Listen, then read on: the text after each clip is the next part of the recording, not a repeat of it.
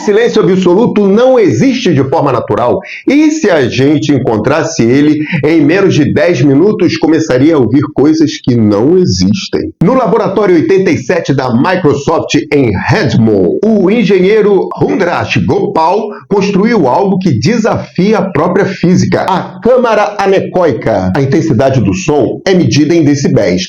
0 não é ausência de som, é só o limite que o ser humano consegue ouvir. O Guinness Book registrou que o ruído lá dentro chega a menos 20,6 decibéis.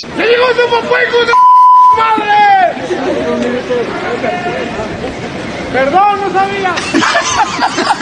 A câmara é uma estrutura de 6 camadas de concreto e aço, cada uma com 30 centímetros de espessura. Quem já entrou na câmara anecoica diz que nos primeiros segundos a sensação é de paz, mas logo depois o silêncio ganha um peso físico. É como se o nosso cérebro percebesse que o fornecimento de áudio foi cortado e tentasse aumentar o ganho dos ouvidos até o volume máximo. É aí que fica visceral. Lá dentro, o coração deixa de ser aquela ideia poética e passa a soar como o que ele realmente é, uma bomba hidráulica de carne empurrando fluido por tubos. Em 2015, um repórter relatou que o som da própria saliva sendo engolida soava como uma cachoeira caindo em um balde de metal. Que nojo! Sem o mundo falando, sobra você. E você faz barulho pra caramba. Eu acho uma bobagem. Pra que todo esse silêncio? Eu ouço meu corpo mesmo na maior barulheira. Meu cotovelo estala, o ombro responde e os joelhos gritam. Cada ano que passa eu fico mais crocante.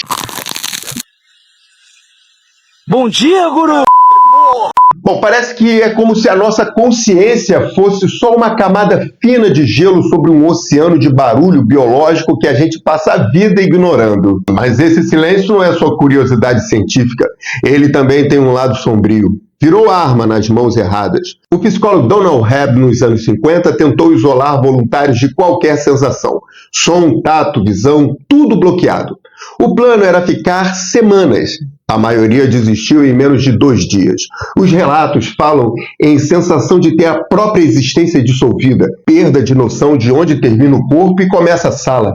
Isso virou referência para algo que a gente prefere não pensar muito, a tortura branca. Privação sensorial como arma, sem marcas, sem barulho, só o vazio até a mente começar a se comer. Vários filmes já relataram isso. É uma pena que isso não seja só ficção. Mas será que o silêncio é mesmo um terror? Em silêncio controlado, o cérebro fica tão desesperado por informação que ele começa a inventar dados. Uma rádio pirata mental. Alô, alô, tem alguém aí? Alô? Quem falou isso, hein? Doce, doce, doce, a vida é um doce. As pessoas relataram assobios, sussurros, músicas da infância. A gente parece que prefere criar uma alucinação do que aceitar o vazio. Uma mentira barulhenta é melhor do que encarar uma verdade silenciosa. O ponto aqui é que o som não entra no nosso corpo passivamente. Todo o sistema auditivo, desde a captação das células cilíadas externas até a tradução no nosso cérebro, é um complexo ativo. É igual quem começou a apostar. Não pode parar. Olha, se você ainda não assistiu, é muito bom, hein? Mas por que é que a gente não consegue simplesmente relaxar no silêncio? Talvez a resposta venha de longe. Para nossos antepassados na natureza, quando estava tudo em silêncio total, era quase sempre sinônimo de perigo iminente. Se a gente parar para pensar, a natureza é mesmo barulhenta. Vento, insetos, pássaros. Se tudo se cala, possivelmente é porque tem um predador gigante entrando em cena. O silêncio é o grito de alerta do DNA. Por isso, não dá para descansar o vazio. A gente fica ligado, inundados de cortisol e adrenalina. Quem já viveu um relacionamento sabe que o silêncio é crise. Bom dia, meu amor. Dormiu bem? A apreensão é de que o silêncio na floresta seja quebrado pelo rosnar de uma fera.